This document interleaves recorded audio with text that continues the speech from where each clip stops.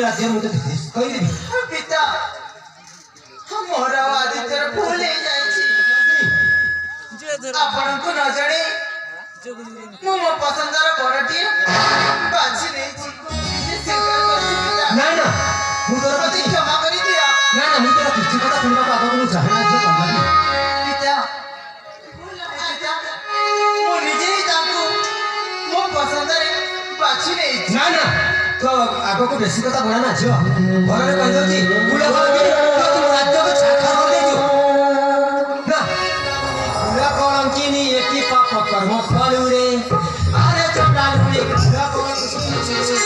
मानव समाज तो मती रे निश्चय राज्य पाप जीव रे अरे